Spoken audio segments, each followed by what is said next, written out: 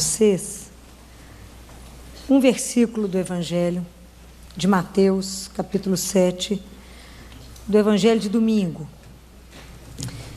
Eu quero meditar esse versículo 13, quando Jesus diz: ao vê-la, o Senhor foi tomado de compaixão por ela e disse-lhe: não chores.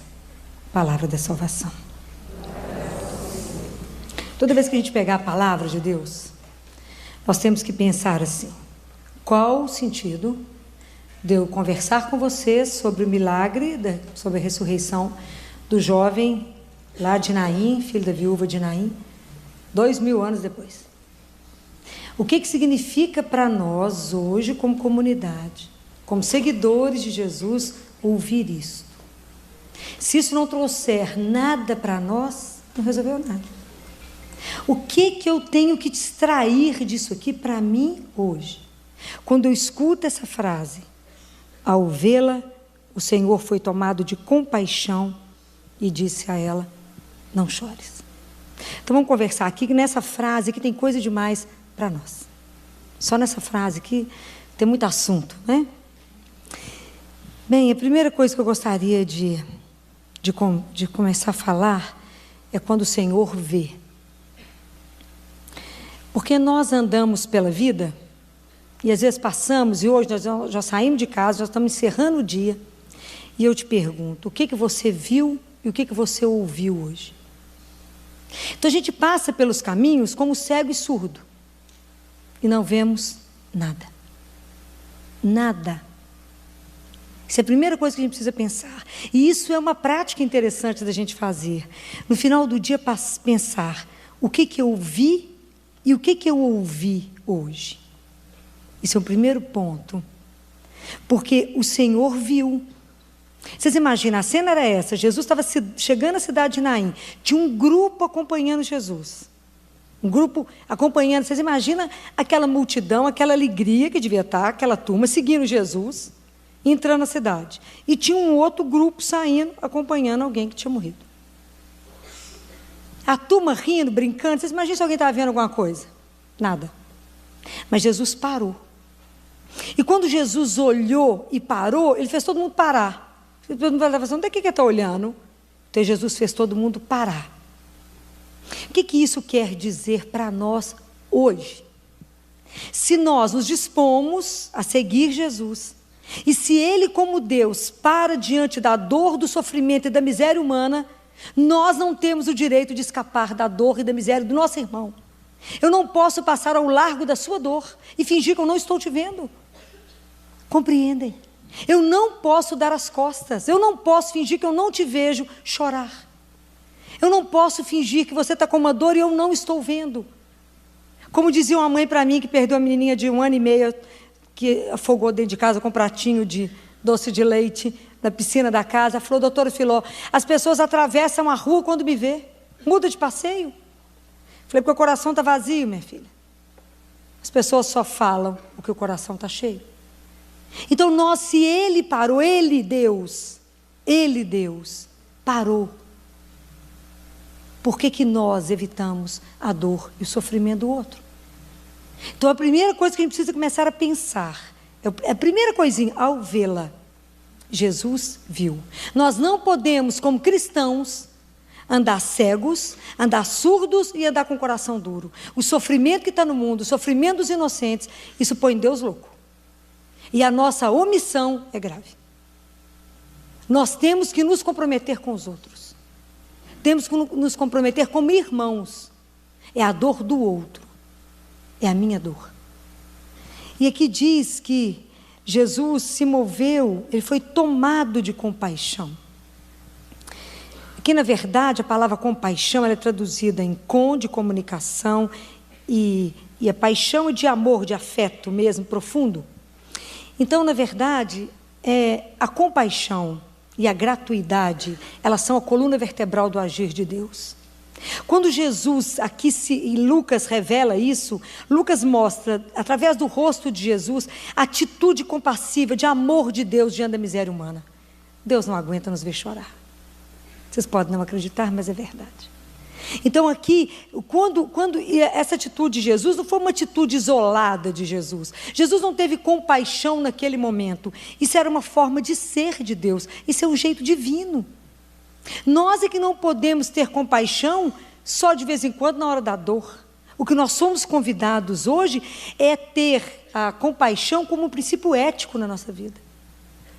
E isso ser um modo de agir nosso. Compaixão não é ser paternalista, não, gente. Compaixão é ter a capacidade de sentar no lugar do outro.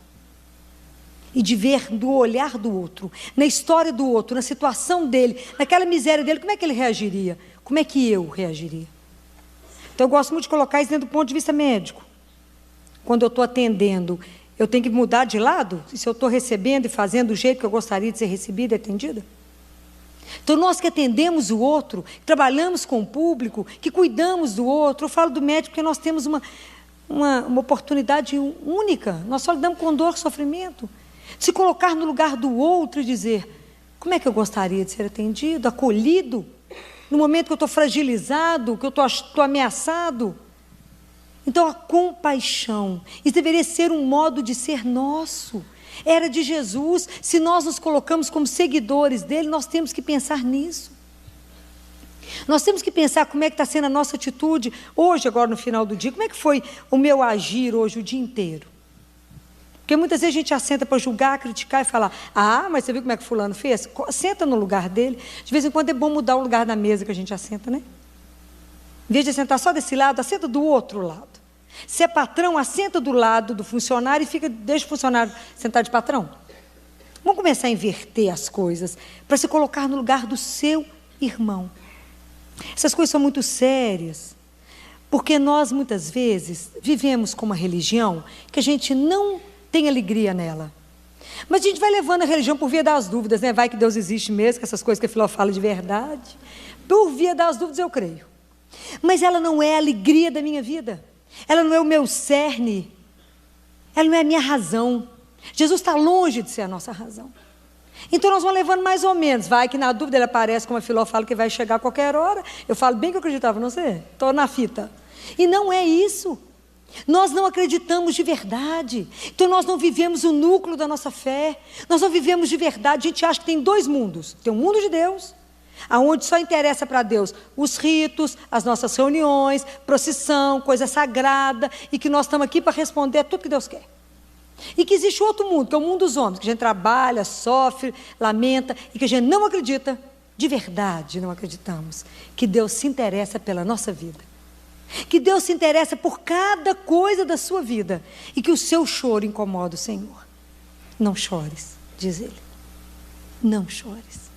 Mesmo diante do sofrimento da morte, Jesus é a nossa esperança, porque a morte, eu vou insistir, não tem a última palavra. Não pode ter. Não é essa a promessa. Mas eu perdi isso, e um dia Ele vai te restituir, todos eles, para você continuar caminhando com eles. Quando Deus vem ao nosso encontro, na nossa dor, no nosso sofrimento, é para libertar. E nos libertar do sofrimento, da dor. Então, diante da nossa dor, nós podemos ou viver como vítima, vitimizar, que não agrada a ninguém, ou eu posso submergir ao sofrimento, ou eu posso, pelo menos começar a treinar por 1 hora do dia, a começar a olhar para o futuro e falar, vai ter algo diferente, porque é alguém que me ama, que cuida de mim e que vai transformar isso. Nós podemos olhar para a vida com outro olhar, não precisamos parar, mas para você e para mim, conseguir falar isso com alguém, isso tem que ser uma verdade primeiro para mim. Porque se hoje eu posso ir atrás das pessoas e dizer, não chores, há um Deus que te ama, eu tenho que ter experimentado isso. Se eu não experimentar isso, eu não convenço ninguém. Que é real, que Deus realmente se preocupa com a sua vida, que sua vida realmente interessa ao Senhor, que Ele quer ver você bem, que Ele te criou para a felicidade, para uma alegria que não tem fim, e a gente fica suspirando por algo que não chega, porque nos falta Ele. Compreendem? Então, quando eu vejo essa frase, ao vê-la, o Senhor foi tomado de compaixão. Quantas pessoas hoje nós cruzamos sofrendo? E quanto nós hoje demos para alguém? Ou quando é muito comum, se você cumprimenta alguém e fala, tudo bem, a pessoa fala, não, você fala, então tá, depois a gente conversa porque eu estou apertada. Deus vai te ajudar. Eu não, porque eu já fui embora. Porque a gente não se dá. Ou porque eu não tenho o que falar, ou porque a gente, na verdade, não se compromete com o outro, e comprometer de verdade. É se colocar no lugar do outro, ajudar o outro a sair daquilo, a fazer ele enxergar de uma outra forma. De uma outra forma. É tão interessante que lá na Santa Casa nós começamos a reunir com as mães que perderam os filhos, conosco. Então eu tenho todos os relatos possíveis que eu ligo na casa delas e falo, como é que está depois da morte do fulano? Estou trancada dentro de casa, temos que me recebe brava. Afinal de contas, alguém tem que ser culpado pela morte, né? Não, estou trancada dentro de casa, doutor Filó, estou com as portas todas fechadas, janela fechada. Pois pode levantar, abrir a porta, abrir a janela e pode vir cá para nós conversarmos. E tem sido umas conversas boas demais. Tenho reunido com essas mulheres, porque uma vez por mês, porque a realidade que eu lido lá é a nata da miséria. Elas não têm com quem falar. Dificilmente tem uma família estruturada, dificilmente. Geralmente os parceiros estão presos, né? Por causa de tráfico. A situação é muito dramática. Mas é bacana a gente ver como é que elas têm caminhado.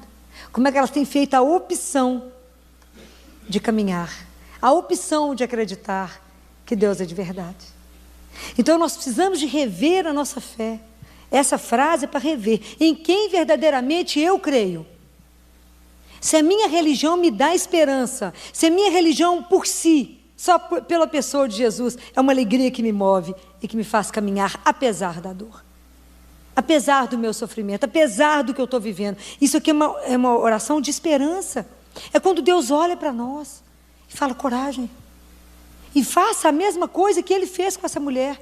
Então, se essa frase não servir para que eu me avalie, que eu possa avaliar a minha caminhada espiritual, não está servindo de nada. Posso ler 10 vezes a ressurreição do filho da viúva de Naim, se isso não me fará para pensar como é que tem sido a mola mestra da minha vida.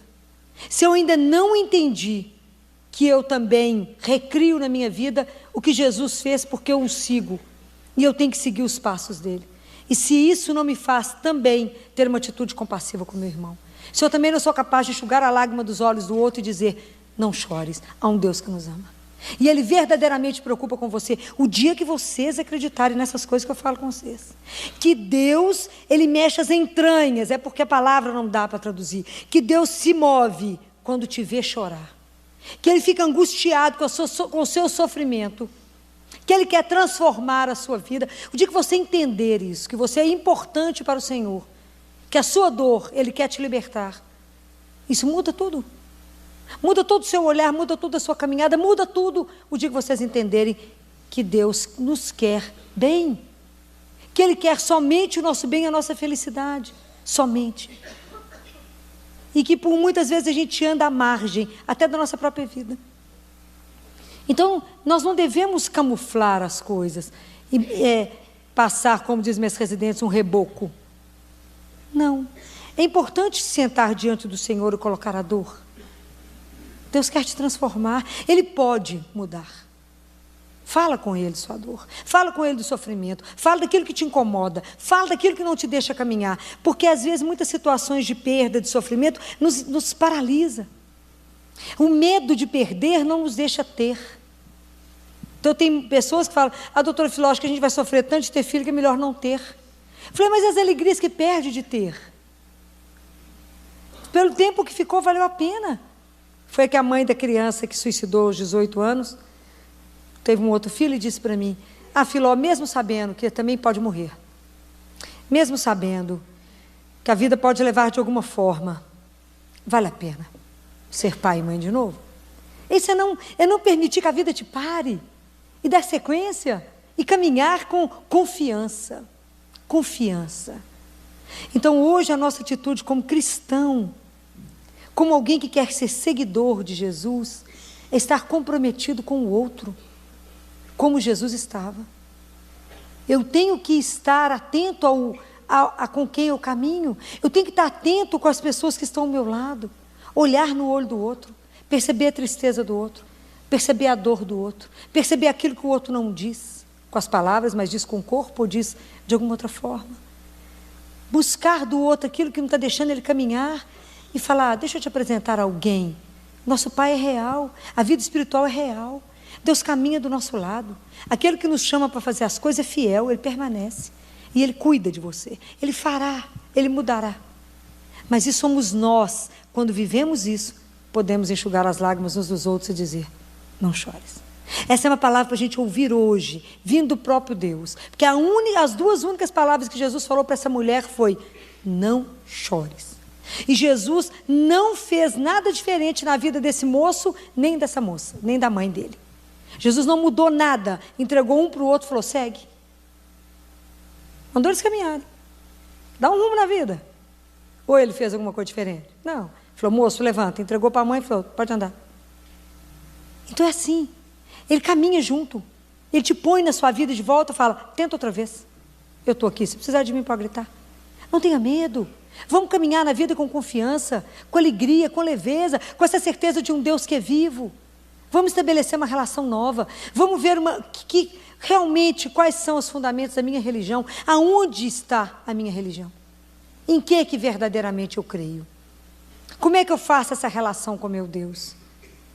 Como é que eu estou convivendo com isso? Qual é a alegria que me motiva de manhã? Como é que de verdade eu consigo caminhar, olhando como para a vida? Para as minhas coisas, como é que eu olho? Será que a gente pensa que de verdade, cada dia, meu irmão, falta menos um? Menos um para estarmos diante dele. E se a gente pensar nisso, a gente vai viver tão melhor hoje. Tão melhor. Com tão mais leveza pela vida. Sabendo que tudo é tão passageiro. E que a gente pode viver de uma forma tão bacana, ajudando uns aos outros, porque isso é uma caminhada. Hoje um cai, o outro levanta, e a gente ajuda, amanhã eu que caio, vocês que me levantam. É assim que a gente caminha, se entregando ao Pai. Mas eu vou voltar a dizer uma outra coisa. Por que a nossa vida religiosa, ela ainda é tão ruim? Porque essa atitude de Jesus, ela me deixa com vergonha de avaliar como é que como é que está hoje o meu nível de humanidade? Porque se a dor do meu irmão não me incomoda, nós já acostumamos tanto a escutar na televisão, tanta tragédia, tanta morte, tanta coisa ruim, que se aquilo não me incomoda, não atrapalha a minha mesquinha felicidade, está tudo bem. Quando chega perto de mim, consegue me incomodar? Se aquilo atrapalha o meu final de semana, me incomoda? Então nós temos que ter a coragem de pensar, será que a nossa vida é só isso? Corremos durante a semana, descansamos no final de semana e recomeçamos igual? Será? Que é só um repetir, levanto cedo, corro, trabalho, volto para casa, durmo, levanto, corro, durmo, levanto de manhã, corro, durmo, venho à missa no domingo, encontro no final, é só isso a vida? Isso é coisa bem mais ou menos? Bem mais ou menos? Não pode ser isso. A vida não pode ser isso. Tem que ter mais. E viver a compaixão, olhar para o irmão, ajudar o outro a caminhar, traz uma alegria de viver o evangelho que não tem preço. Se comprometer com o outro, curar a ferida do outro, pôr o outro de pé, falar, vamos junto, nós estamos voltando para a casa do nosso Pai. Ter a religião como alegria, ter a alegria de amar, ir além da lei, como Jesus infringiu todas. Cuidar uns dos outros, sem preconceito, sem medo, sem nada, viver cuidando desinteressadamente, gratuitamente, como foi o Senhor. Sem que o outro saiba que foi feito por mim. Que se deixar a gente põe etiqueta em tudo. Sem ninguém saber, mas fazer porque ele é meu irmão, ele é meu sangue. Filhos do mesmo pai, do mesmo barro. E vão voltar para casa, viver num paraíso sem igual. É ajudar uns aos outros, não querer um matar o outro. Porque a melhor coisa do mundo chama-se bem. A pior tragédia do mundo foi o plural, bens. Porque a gente acumula, mas não vive o bem do outro. Eu não me preocupo em fazer o bem. Eu quero bens. Compreende a diferença? Bens não me levam a lugar nenhum. O bem me levará ao paraíso. É isso que nós temos que almejar. Ter uma vida cheia, comprometida sim. Comprometida assim, até a raiz dos cabelos. Com o outro, com o meu irmão. Eu não posso mais acostumar com a dor. Eu não posso passar, ver uma pessoa caída e falar, é assim mesmo. E começar a achar, começar a fazer perguntas, mas eu não tenho jeito de fazer nada, Filó. Olha a situação do mundo, olha a política, isso vai exigir muito. Aí eu fico lembrando de São João Batista. Batista, quando pregou a conversão, falou: o que eu faço? Ele falou: faço. Se você tem 2 túnicas, dê uma. Tem alguém passando fome, dá de comer. É simples. Cada um de nós tem que fazer a sua parte. Cada um de nós, quando sentir essa verdade do Evangelho, sentir essa paixão por Jesus, esse desejo de andar no pé onde é que ele andou, pisou aqui, eu piso também, pisou ali, eu piso também. Seguir e fazer exatamente o que ele fazia.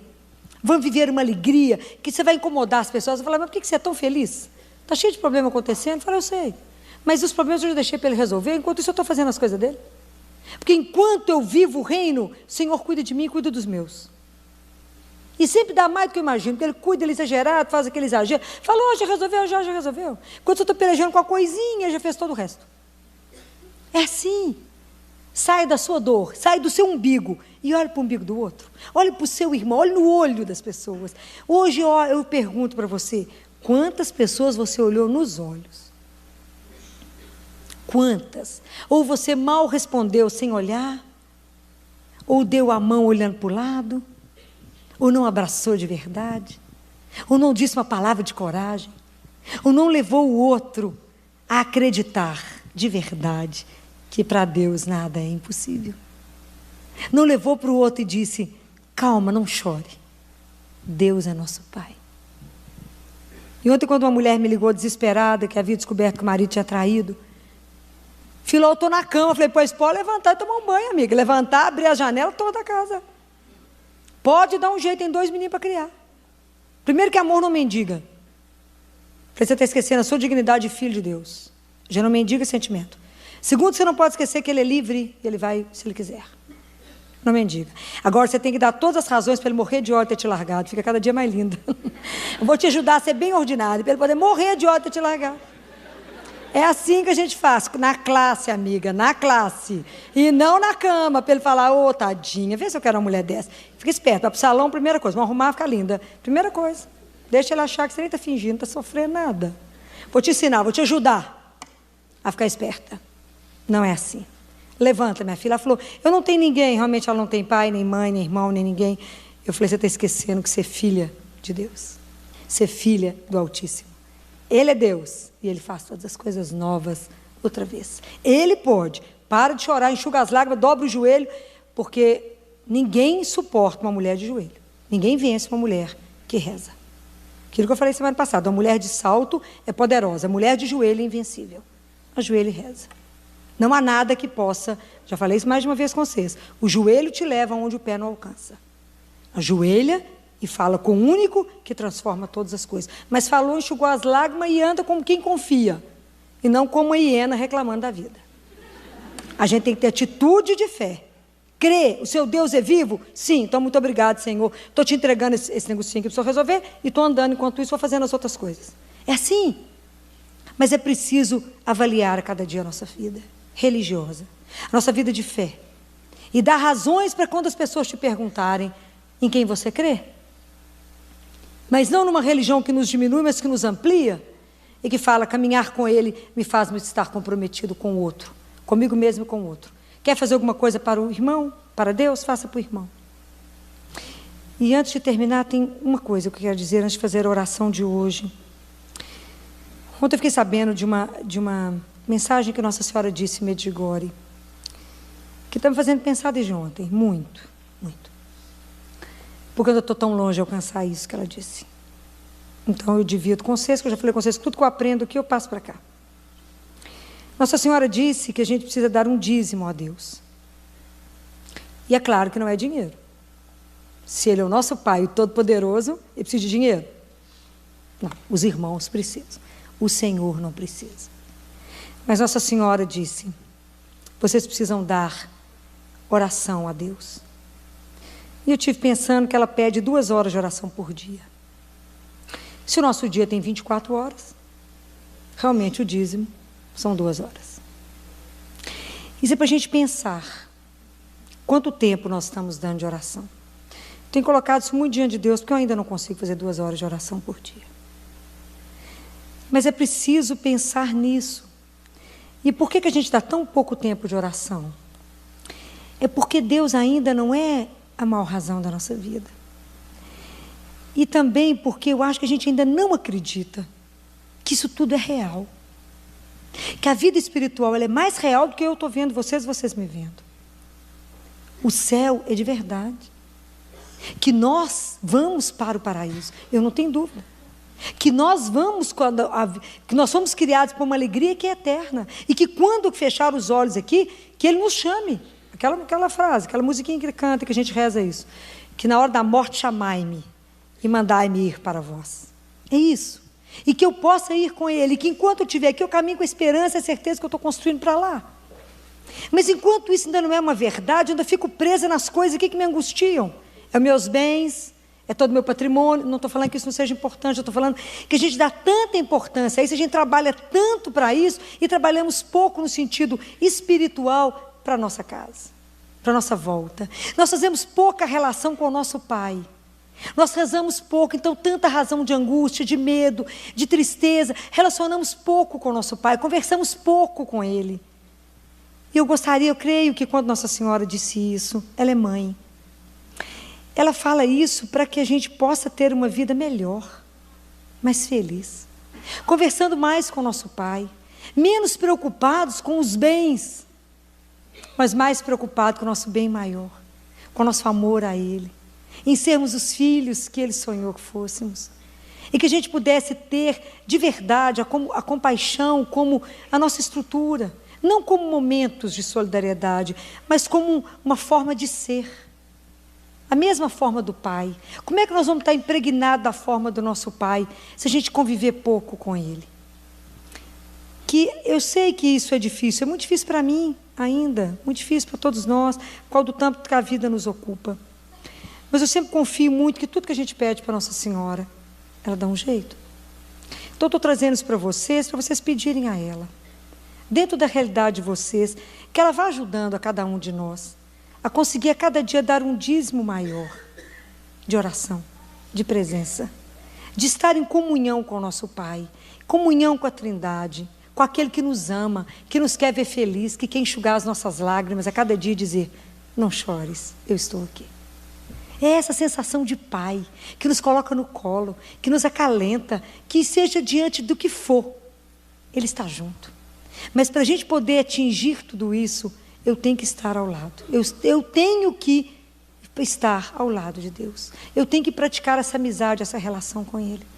Então, que hoje a gente possa pensar, quanto tempo eu tenho dado, quanto do meu dízimo eu tenho dado para Deus, a cada dia, porque a gente só tem um dia para viver, por isso que ela pediu 2 horas.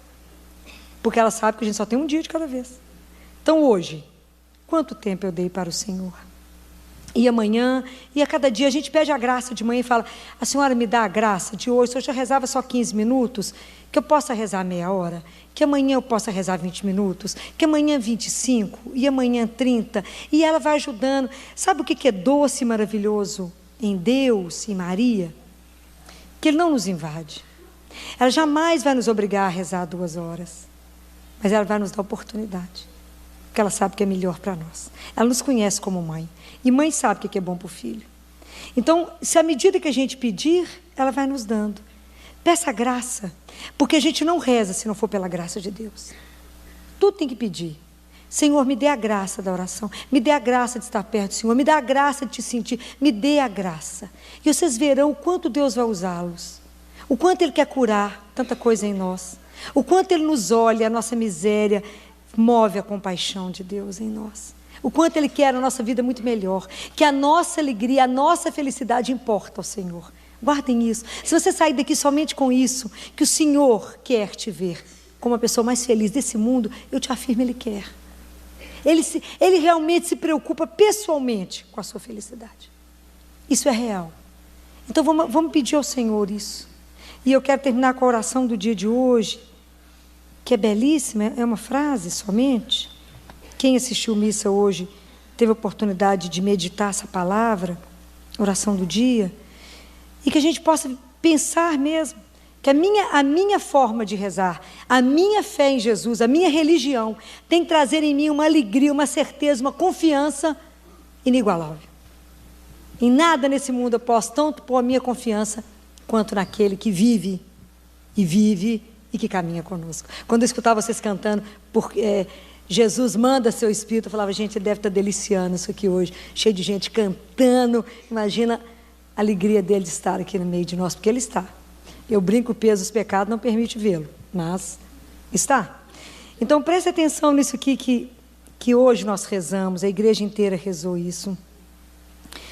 Ó Deus, fonte de todo bem, atendei ao nosso apelo e fazei-nos, por vossa inspiração, pensar o que é certo e realizá-lo com vossa ajuda. Pensar o que é certo e realizar com a sua ajuda. Que Deus nos conceda essa graça.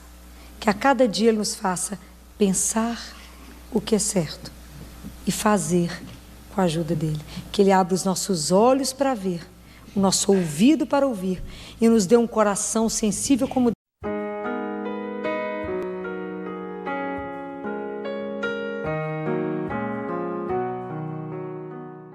Olá, sejam bem-vindos à Paróquia Nossa Senhora Rainha, no bairro Belvedere, em Belo Horizonte. Hoje, no programa Palavra de Fé, a nossa convidada é a médica pediatra, doutora Filomena Camilo, com o tema O Momento é Agora. Acompanhe. Mateus capítulo 24, versículo 44, nos diz assim: Por isso também vós ficai preparados, porque na hora em que menos pensais, o Filho do Homem virá. Palavra da salvação. Eu estive pensando, na hora que eu chego aqui, que eu fico olhando vocês, e que eu fico ali, ajoelhada, rezando, falava com Jesus ali. Como eu olho para vocês e como eu me sinto absolutamente responsável. Mas eu me sinto tão responsável que vocês não têm ideia. Porque se a gente precisa escutar a palavra, quando vocês escutaram essa frase agora, esse versículo, e isso tem que ter uma aplicação na vida. Se isso não trouxer uma mudança na sua vida, a partir de agora, não adiantou ouvir. Então a palavra de Deus, se ela não traz um movimento em mim, se ela não traz uma mudança em mim, resolveu? Nada. E quando a gente lê a palavra, estou lendo a palavra, e a palavra nós sabemos que é Jesus vivo. Então isso é um encontro com Ele. Então eu falo com Ele, como a gente precisa, eu preciso conseguir, né, pelo Espírito Santo, não por mim, ajudar com que isso traga na vida de vocês uma vida. Para que isso tenha um sentido para vocês. Senão entra de cá e sai de cá. Porque nós estamos iniciando o tempo do advento. Você fala assim, mais um advento? Mais um tempo? Mais um Natal? Mais uma correria? Igual foi sexta-feira, quantos clientes atrasados no consultório, porque ninguém passava perto do BH Shopping, todo mundo nervoso, é porque era o famoso, né, tinha um descontão aí, sei lá como é que era o negócio. Eu sei que a turma encheu e nada chegava, e o pessoal nervoso porque não conseguia passar.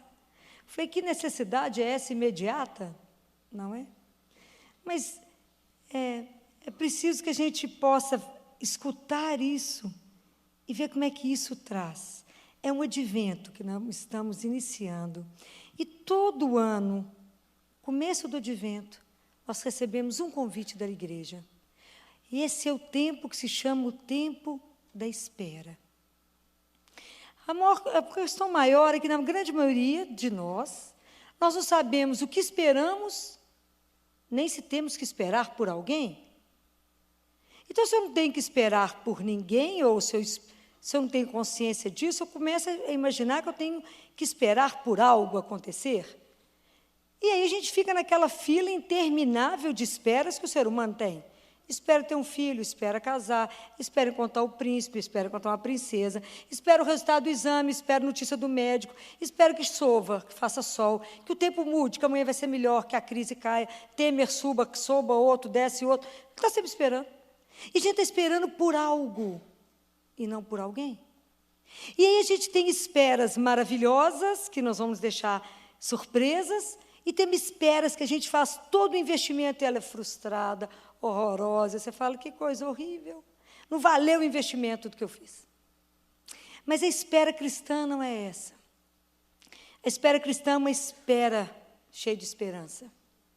A nossa vida não pode ser como aquele filme, eu não sei se vocês assistiram, eu não assisti como filme, eu assisti como uma peça de teatro, que se chamava Esperando Godot. Alguém ouviu falar nisso? Esperando Godot. Tinham 2 personagens, foi uma peça de teatro que eu assisti, e os 2 personagens conversavam o tempo inteiro, eles estavam esperando Godot. Mas eles não sabiam quem era, nem quando chegaria, nem por que eles estavam lá esperando. Sabiam nada, mas estavam esperando, nem sabia se o Godot chegava.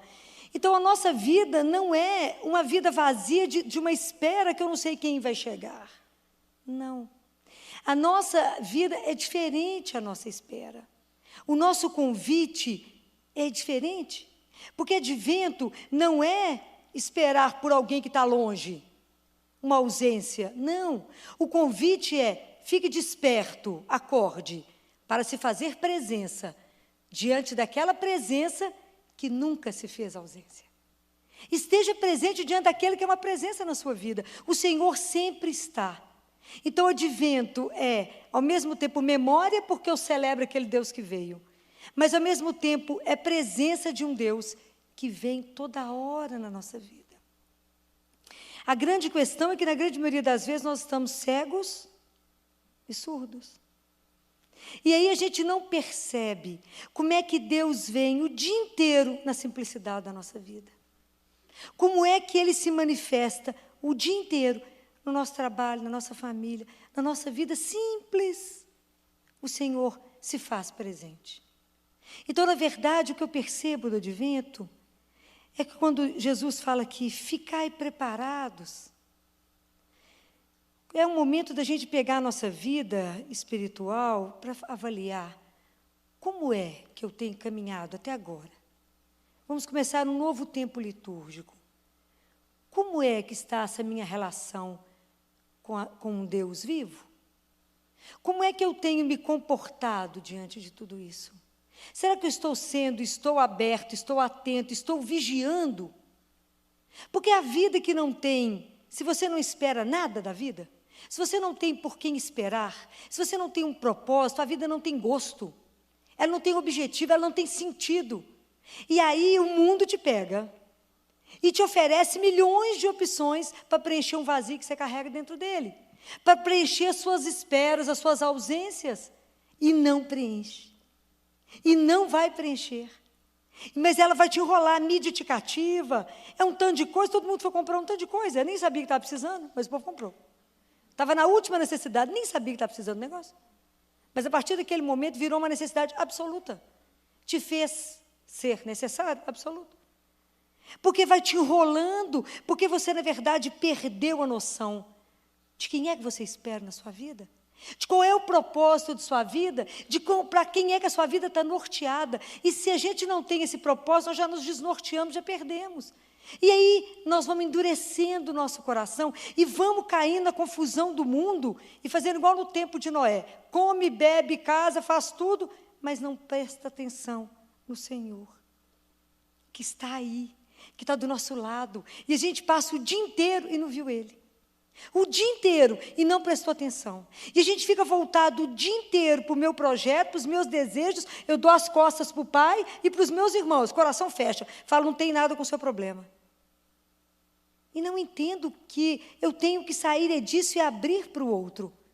Advento é para poder abrir uma brecha naquilo que você acha que já sabe, naquilo que você acha que está bom. É na hora que o advento quer abrir uma brecha para que você seja alcançado por uma alegria de Deus que não tem tamanho. Compreendem? Deus quer que a gente pare, avalie a nossa vida e fale, a minha vida tem gosto? Você tem prazer em viver? Você tem prazer em viver a aventura de cada dia? Mesmo que seja aquela vidinha de todo dia igualzinho. Você tem prazer e paixão nisso? Ou aquela água de chuchu? Você, como é que você está vivendo com Deus? Será que o seu propósito é caminhar a cada dia para estar com Ele e viver uma vida carregada da vontade de Deus? Ou você é um lamuriento que só reclama o dia inteiro, da hora que levanta, da hora que deita? Ou nada está bom para você e nada te basta? Como é que você está caminhando? O que você vê na vida? Como é que você está abrindo seus olhos, avaliando? Deus nos convida, senta aqui, faça uma releitura da vida. Faça uma releitura dos acontecimentos a partir do amor que eu quero que atravesse a sua vida. Compreendem? Deus quer nos colocar diante dEle para falar, se eu chegar hoje, agora, na sua vida, você está pronto?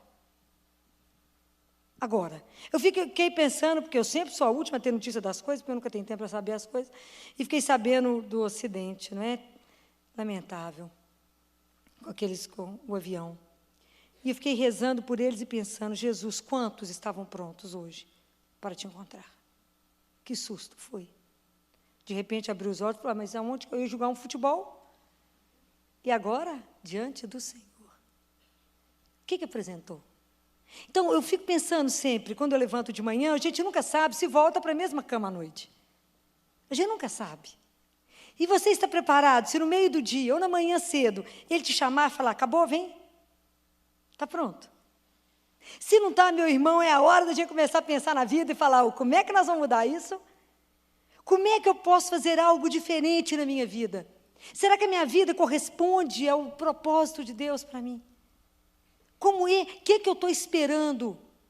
Porque se eu sei que o objeto da minha espera, se o desejo da minha vida, que eu espero e tenho certeza que vou ver Jesus face a face, claro que ele vai ter que me sustentar, porque senão desmaia, mas poder olhar nos olhos dele, se eu tenho certeza que é isso que eu busco na minha vida, eu tenho que ter uma vida que me conduza a isso. Então, nós não podemos ter um pé no mundo e na sobra carregar Deus. Porque, na grande maioria das vezes, a gente leva Deus como o gênio da lâmpada. No aperto, esfrega a lâmpada e fala, faz isso para mim.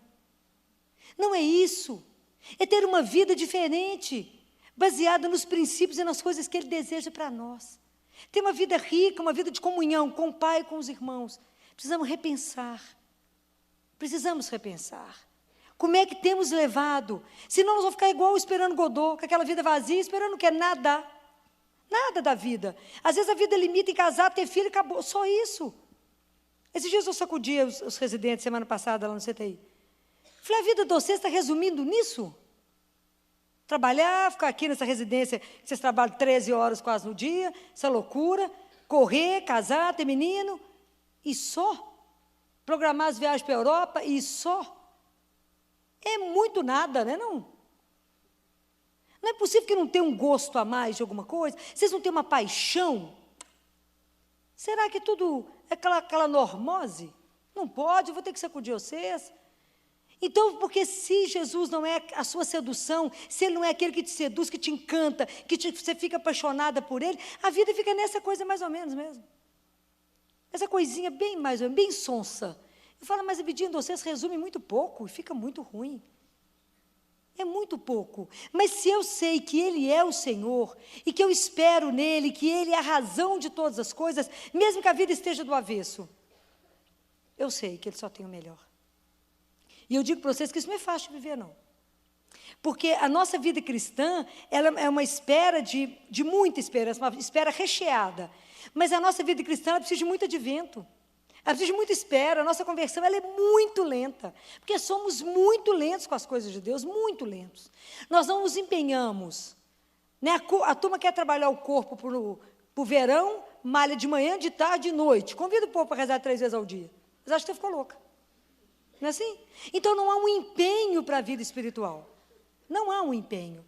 E aí é na hora que a vida te pega, é que você vê aonde que está a sua fé. Hoje eu vivi o céu e o inferno em fração de segundo. Porque a gente estava sofrendo lá no CTI com um bebê, 20 dias de vida, tumor no coração. Acho que vocês nunca nem ouviram falar que existe tumor no coração. 2,7 kg, um tumor no coração. Bem, veio do interior para a gente poder tratar. Tivemos que fazer alguns exames antes para ver se o tumor não era já metástase de algum outro lugar. Não era. O exame, a ressonância magnética do coração, só tem um lugar aqui em Belo Horizonte que faz. Quase R$2.000 o exame. Por isso a Santa Casa vive quebrada, porque o SUS não paga. Quem paga? Santa Casa. Tem que pagar. Vai fazer o quê? O povo não pode pagar. O SUS não paga. Quem paga? Santa Casa. Fez o exame para que o cirurgião pudesse estudar tudo. Discutimos, rediscutimos, conversamos com a família, casal jovem, a mãe tinha perdido 2 outros meninos. E aí? Temos que abrir, não tem jeito, tem que operar. Tem risco? Tem, mas temos que tentar, vamos tentar. Aí, ontem, conversei longamente com essa família, e a mãe chorava muito. Eu falei, esse momento é o momento que a gente tem que crer. Deus não... A gente passa junto com Ele. Passa junto nas alegrias, passa junto na tristeza, mas passa junto, com a certeza que caminhamos com Ele, sabemos a quem pertencemos. Falei com ela, esse menino, antes de ser de vocês, ele tem uma pertença. Ele é de Deus. Então, vamos fazer o que precisa ser feito. Não tem jeito. Vai deixar ele aqui a vida inteira? Não, ele tem que operar esse coração. E aí falei com eles, amanhã vocês cheguem cedo, fala na portaria que eu mandei chamar vocês, vocês vão subir para descer com o bebê, conversar, fica aqui com o neném, e desçam, e o cirurgião já tinha estado lá, já tinha conversado com eles, mas fazemos a entrega, vamos na confiança. E aí, fomos cedo, hoje descemos cedo com essa criança, não fui eu que desci, os pais desceram, os residentes desceram, com a criança para o bloco. Uma das nossas residentes que acompanhou a cirurgia subiu igual uma louca. Filó, você não acredita, o tumor conseguiu ser inteiro retirado. Não estava conectado em nada. Foi uma festa no CTI. O povo chorava de alegria, uma emoção. Encontrei o pai, tudo certo. Aí o cirurgião me ligou. Ô, Filó, você está muito animado? Não estou, não. Falei, não fala isso comigo, não. Ô, Filó, o ventrículo direito dele praticamente não existe. Não sei se dará conta. Falei, eu sei quando abre a boca é duro, assim... Falei, não sei, Filó, já subiu com um tanto de coisa, adrenalina, etc, etc, etc. Aí, de tarde, eles me ligaram lá no consultório, avisando que ele havia falecido. E aí o pai me ligou. Aí o pai me ligou e falou comigo, doutora Filó, eu estou ligando para agradecer, a senhora já está sabendo que ele faleceu. E aí a gente conversou muito, ele disse, mas, doutora Filó, porque enquanto o menino estava sendo operado, eles ficaram de joelho lá na capela. Falei, esteja na frente do único que transforma todas as coisas. E ele me disse, doutora Filó, mas a gente tem fé porque o Senhor sabe de todas as coisas.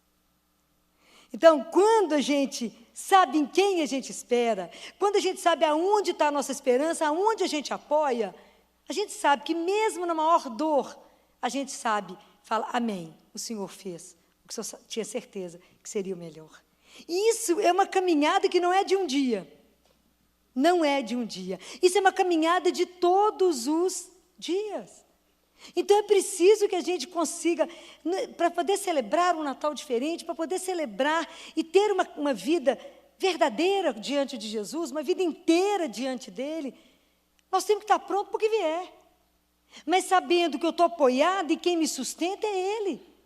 Agora, será impossível viver isso que eu estou falando com vocês, se o Pai, nosso Pai, não nos sustentar. Então, para que a gente seja sustentado, e é uma emoção, falo isso com Jesus, todo dia que eu comungo, eu falo com Ele, é uma emoção saber que o Deus que me cria, Ele me sustenta e me alimenta, com o próprio corpo. O Senhor mesmo me dá, o Senhor como comida e fala, fica de pé. Porque se Deus não nos sustentar, como é que nós vamos ficar de pé diante do Filho do Homem, igual está escrito? Como é que nós vamos estar em pezinho diante dEle? Não vai ter perna. Se o Pai não nos sustentar, então por isso que nós temos que ser muito honestos conosco mesmo, diante do Senhor, como se a gente escondesse alguma coisa dEle. De como é que está a nossa caminhada, como é que muito mais vezes o mundo é muito mais sedutor, muito mais encantador do que andar com Jesus.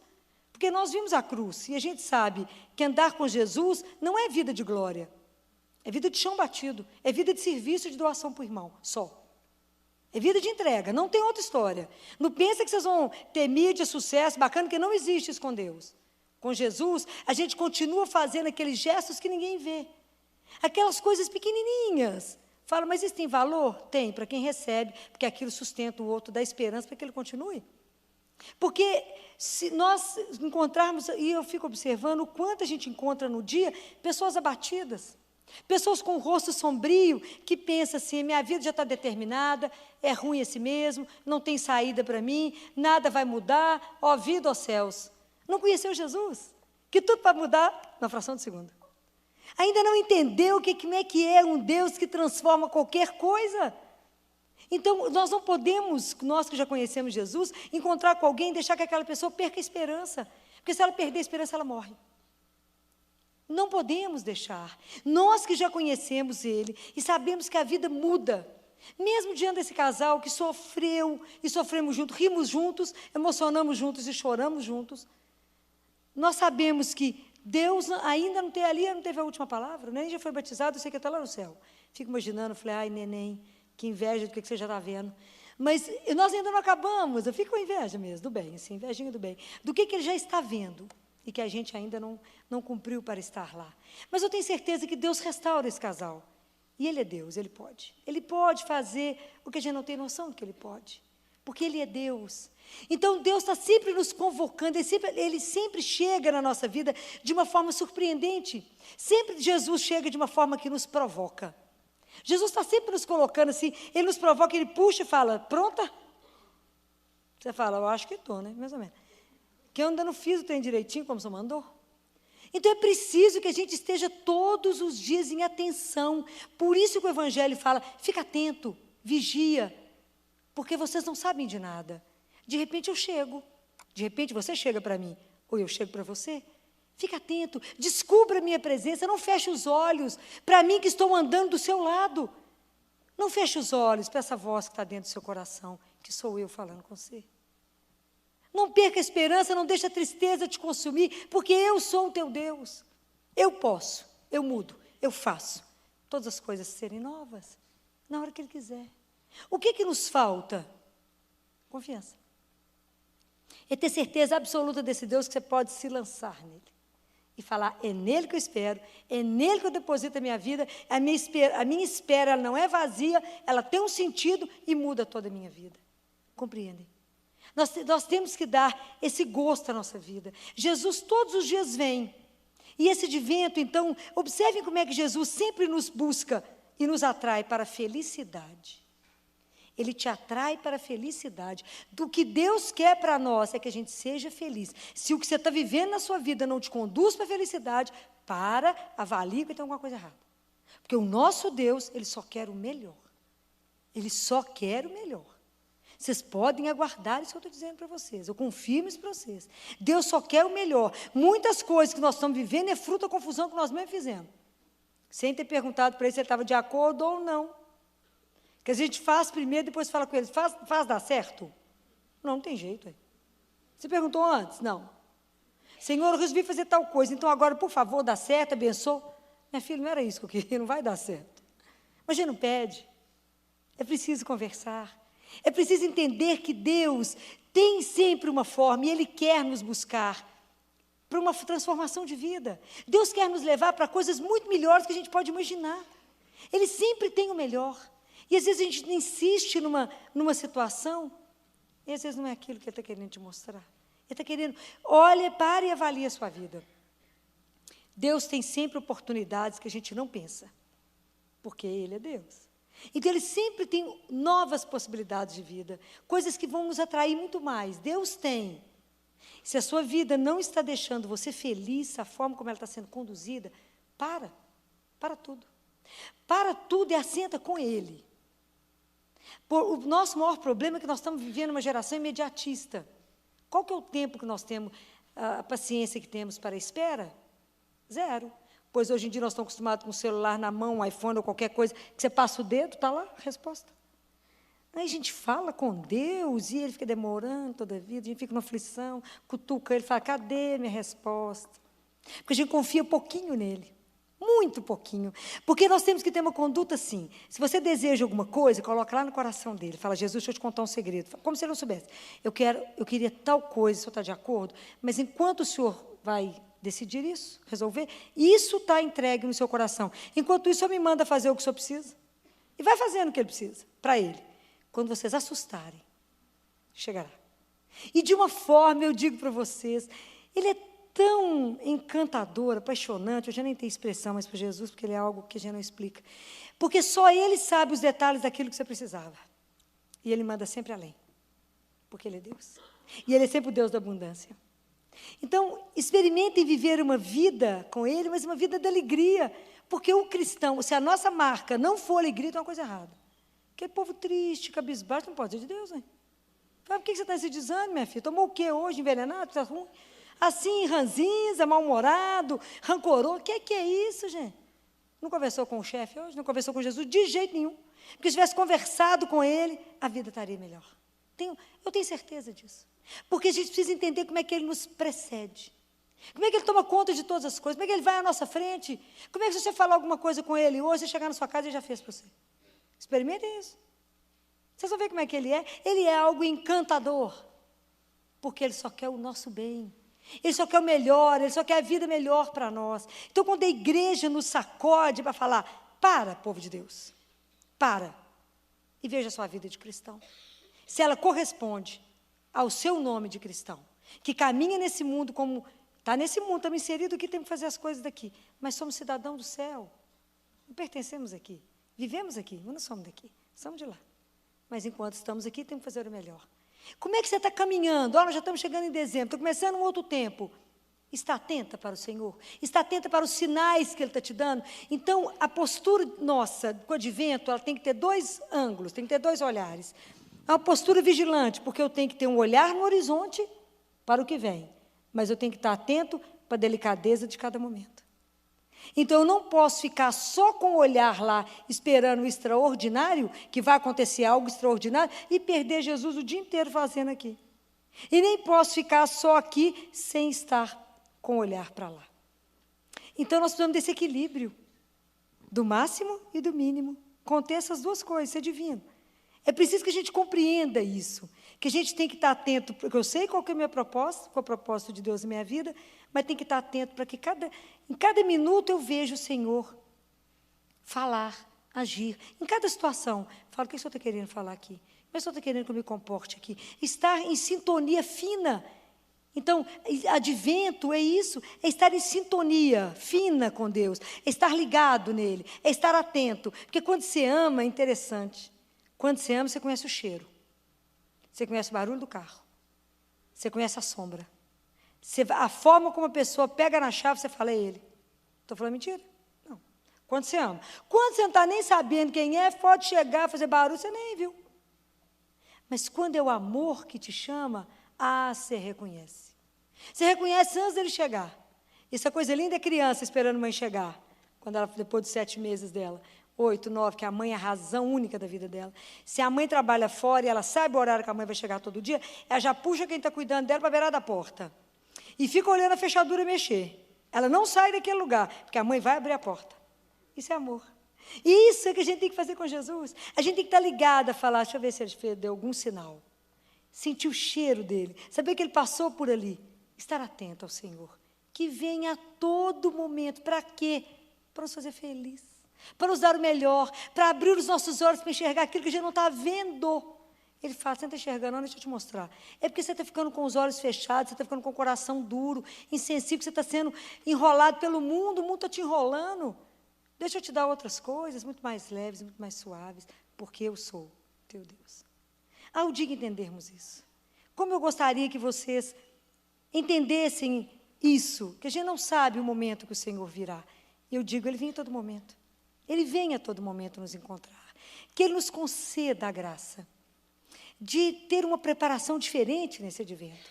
Que a gente esteja muito atenta, muito afinado, muito ligado no Senhor. Igual música, né? Com o seu ouvido afinado para perceber aquela vozinha do Senhor te conduzindo. Quando Ele vai falar no seu ouvido aqui, esse é o caminho. Não se desvia, não desviais nem para a direita nem para a esquerda. Anda reto. Vocês vão ouvir o Senhor te conduzindo, falando, faça isso. Esse é o caminho. Quantas coisas o Senhor vai te induzir, vai te levar, vai te mostrar. Quantas coisas Ele vai te sugerir, porque Ele é muito delicado, Ele sugere. Não impõe. A delicadeza dele é demais. Foi muito bem criado, teve uma mãe que criou. Então, Ele foi bem criado, ele não nos invade. Mas que a gente pudesse, ter a graça, né? Porque tudo é graça. Ter a graça nesse advento, de estar atento. De estar a cada dia pronto.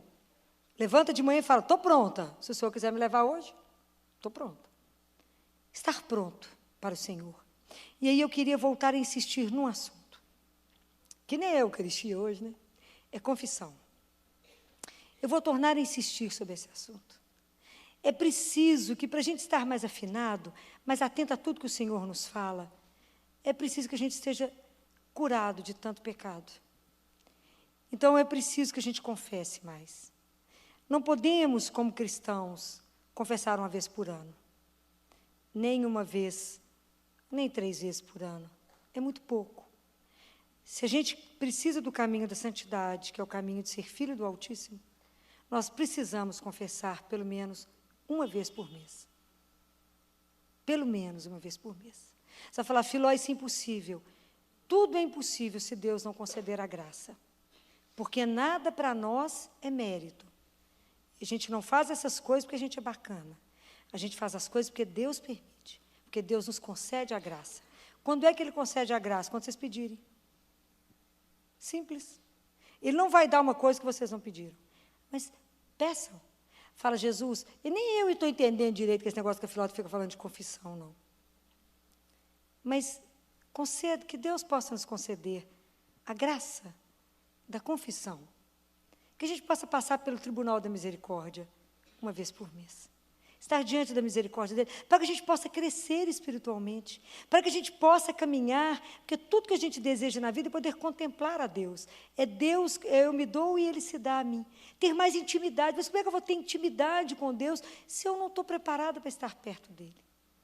Então vamos pedir ao Senhor que nos conceda, né, período do advento, vamos nos preparar, para que a gente esteja pronto para estar diante de Deus, em pé diante dEle. A graça de estar atento ao Deus que nos fala, ao Deus que pode suscitar tanta coisa na nossa vida, e pedir a graça da confissão. Que Ele nos conceda. São muitos presentes para Deus nos conceder. E que a gente, se Ele conceder, não adie. Não fala, quem sabe depois? Quem sabe ano que vem? O único dia que nós temos para ser feliz é agora. O único dia que a gente tem para estar diante do Senhor é agora, é esse momento. Para Deus não existe ontem nem amanhã. O momento que Deus quer te ver é agora. O momento que Ele quer que você está sintonizado com você, apenas para poder revelar na sua vida qual é a largura e a profundidade do amor dEle, é agora. Vamos pedir ao Senhor que nos conceda essa graça, que a gente possa começar a tomar consciência de que tanto amor recebemos desse Deus a cada dia. Que Deus é esse, de amor e misericórdia, que cuida, que você nem levantou, Ele já preparou o seu dia. Esteja atento para esse Deus de amor, para vocês poderem perceber quanta coisa Ele quer te revelar. Eu digo que é só coisa bacana, é só porque Deus só tem o melhor, mesmo que não